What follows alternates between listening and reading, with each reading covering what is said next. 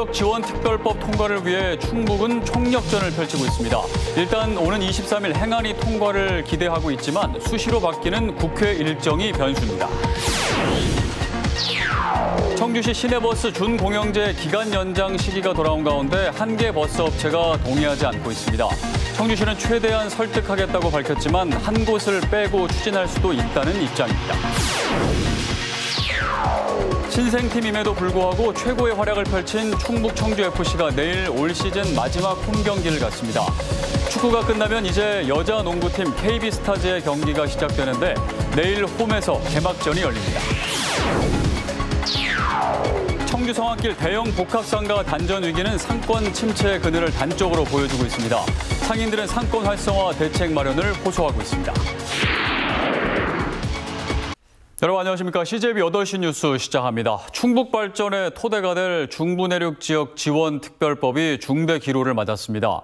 국회 여야 간사의 합의로 일단 오는 23일 행안위 통과가 기대되고 있지만 수시로 바뀌는 국회 일정이 변수입니다. 충북은 도지사부터 시민단체까지 그야말로 총력전입니다. 조영광 기자입니다. 김영한 지사와 민간정위원회가 중부내륙 지원 특별법 제정을 염원하는 100만 서명부를 김교웅 국회 행안위원장에게 전달합니다. 김 지사는 김 위원장에게 특별법안에 조속한 행안위 통과를 다시 한번 요청했고 김 위원장도 긍정적으로 답했습니다. 마음을 담아서 우리 위원장님한테 이걸 가져왔습니다. 잘 받으시고.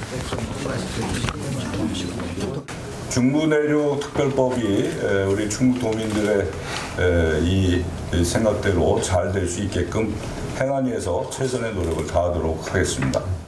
대통령실과 국회의장실, 여야 대표실에도 100만 서명부를 전달하며 연내 제정에 대한 협조를 요청했습니다. 중부지원특별법 연내 제정을 위한 첫 관문인 국회 행안위 통과는 오는 23일이 유력합니다. 행안위 여야 간사는 오는 22일 법안심사 1소위에서 법안을 심사한 뒤 다음 날인 23일 행안위 전체 회의에 회부하기로 합의했습니다. 기대대로 행안위를 통과하면 오는 29일과 30일 열리는 법사위에 법안이 상정됩니다. 하지만 만에 하나 계획이 틀어지면 중부지원특별법의 운명은 장담할 수 없게 됩니다. 국회 일정이 워낙 수시로 변하고 유동적이어서 다음 기회가 또 올 수도 있다고는 하지만 내년 총선을 감안하면 법안이 관심 밖으로 밀려날 수 있고 결국 폐기 수순을 밟을 가능성도 있습니다. 다양한 지금 이슈와 정책이 좀 진행되고 있어서 충북의 여야 국회의원들의 역할이 제가 볼 때는 가장 중요하지 않겠나. 지난 6일부터 국회 앞 1인 시위를 벌인 민관정위원회는 행안위 통과를 전제로 법사위 개최 전날인 오는 28일 도민 2천여 명이 참여하는 대규모 상경 집회를 통해 국회를 압박할 계획입니다. CJB 조윤광입니다. 청주시 시내버스 준공영제는 3년 단위로 버스 업체들과 기간을 갱신하게 돼 있는데 변수가 발생했습니다.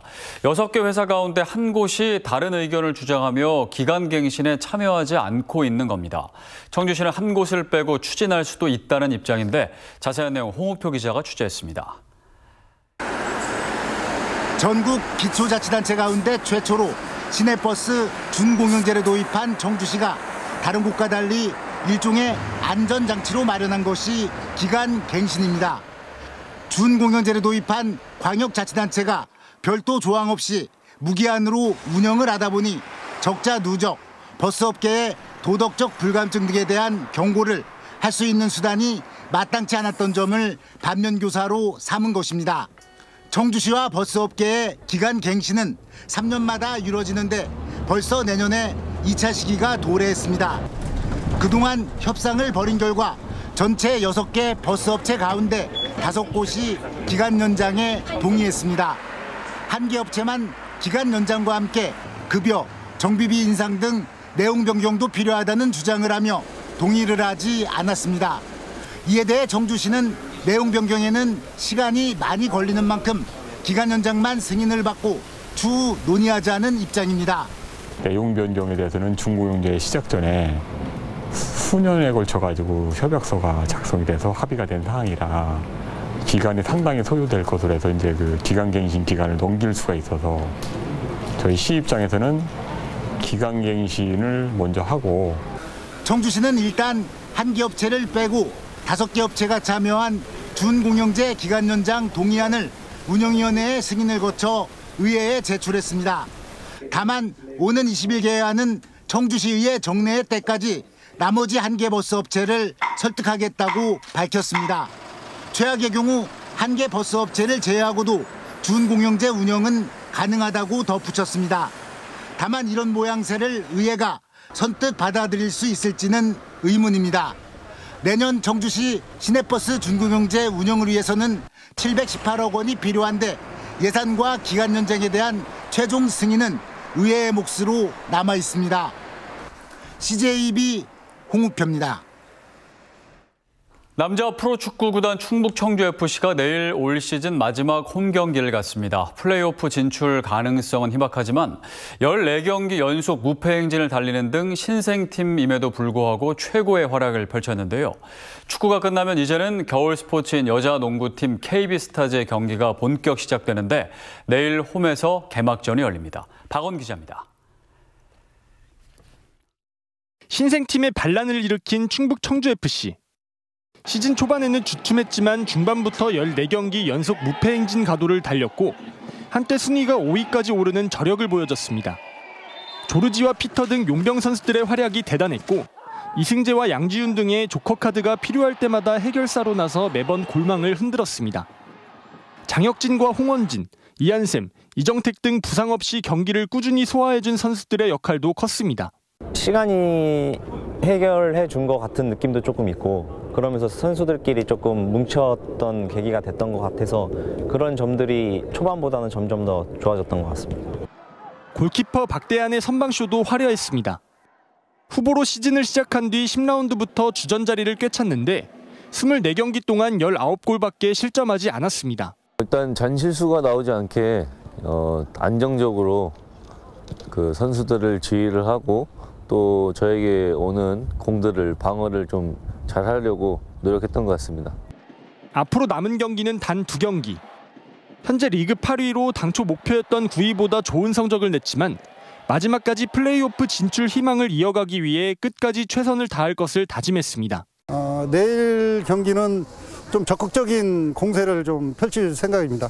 선수들이 가지고 있는 역량을 다 끄집어내서 우리가 우연이 아닌 실력으로 여기까지 올라왔다는 것을 증명하는. 충북 청주의 홈 최종전은 내일 오후 4시에 열리며 팬사인회 등 다양한 이벤트가 진행됩니다. 축구 경기가 끝나면 오후 6시부터는 곧바로 KB스타즈의 홈 개막전이 펼쳐집니다. 지난 8일 열린 신한은행과의 원정 경기에서 25점 차 대승을 거둔 KB스타즈는 삼성생명과의 경기를 승리로 장식한다는 각오입니다. 홈팬들 앞에서 경기를 할 생각이라 하니까 설레고 기대되는 것 같아요. 많이 찾아와 주셔서 저희한테 힘을 많이 주셨으면 좋겠습니다. 창단 이후 3번째 통합 우승을 목표로 세운 KB스타즈의 레이스가 본격 시작됩니다. CJB 박원입니다.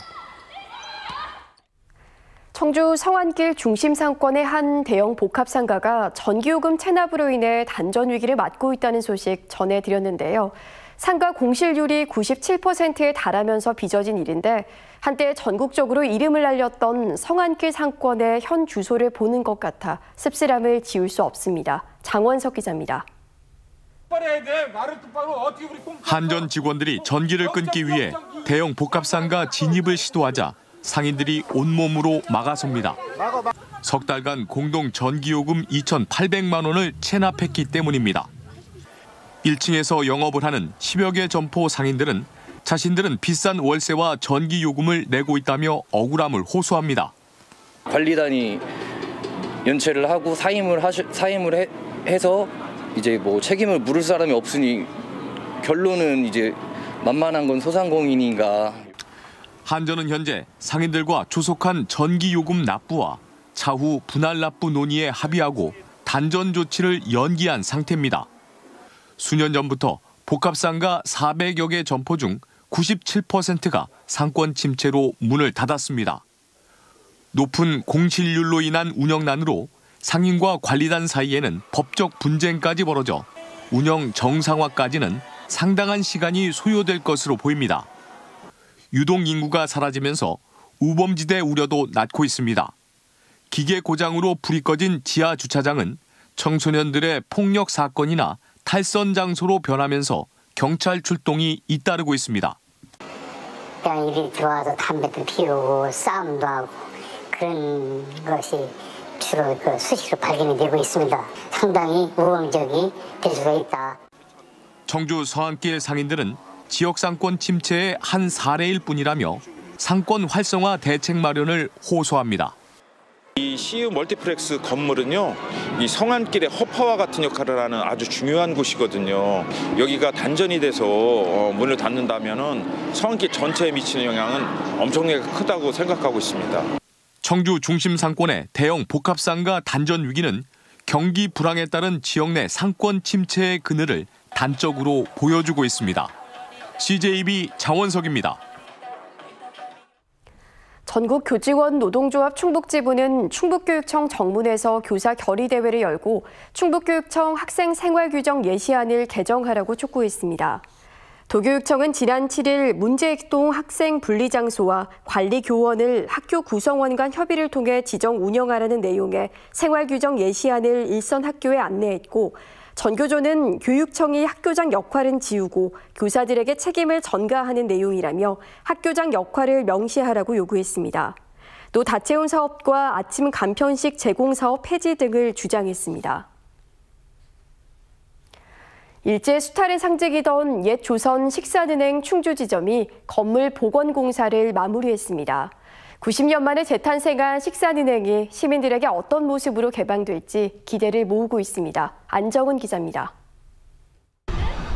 충주시 성내동 관악고랑편에 연파랑빛 건물이 눈길을 사로잡습니다.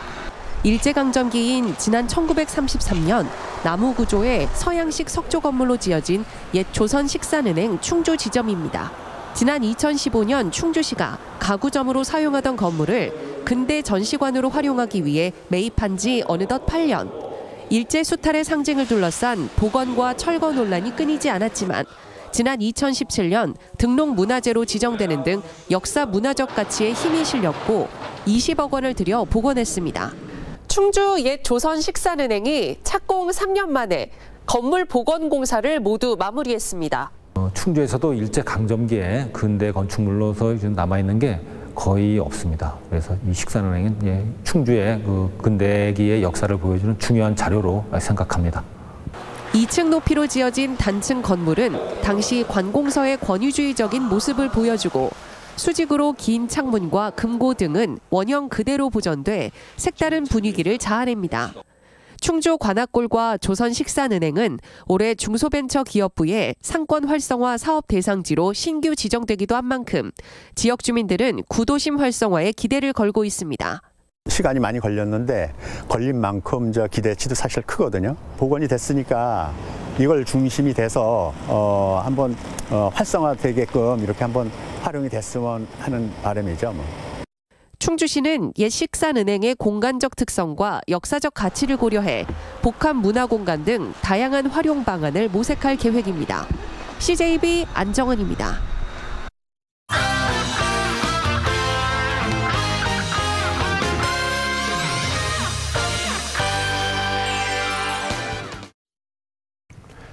한 주의 세종 지역 이슈를 정리해드립니다. 주간 세종 이슈 더 세종입니다.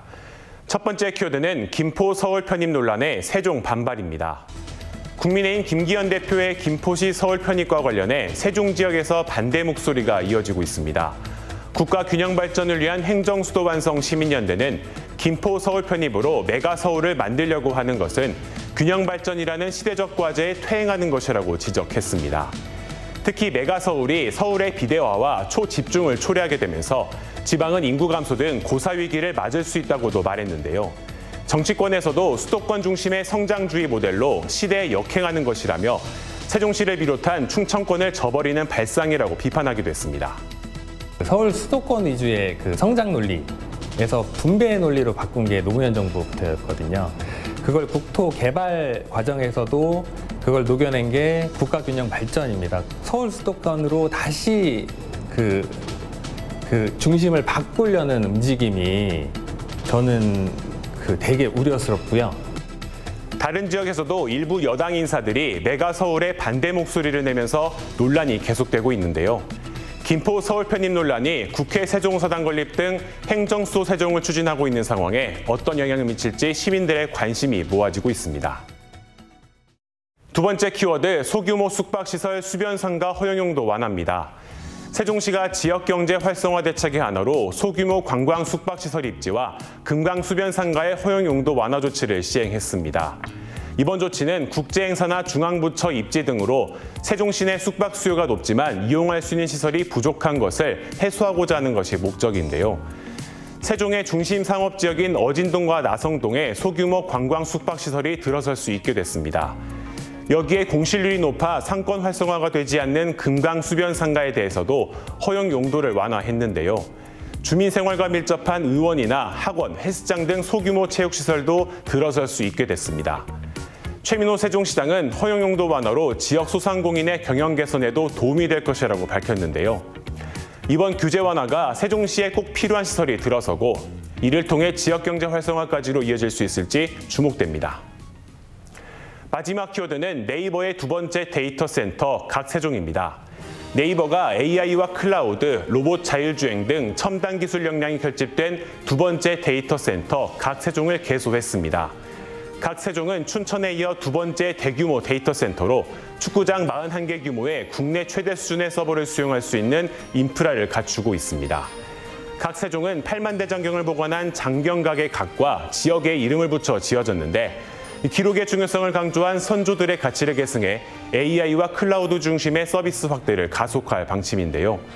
최수연 네이버 대표는 10년 그 이상의 미래를 내다보고 설계한 하이퍼스케일 데이터 센터 각세종은 네이버뿐 아니라 모든 산업과 기술 혁신의 엔진이 될 것이라고 강조했습니다.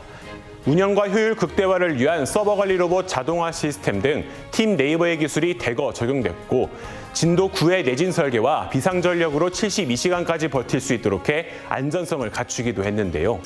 네이버의 두 번째 데이터 센터 각세종이 첨단 산업을 기반으로 한 세종시의 발전에도 기여할 것으로 보입니다. 지금까지 주간 세종 이슈 더세종이었습니다.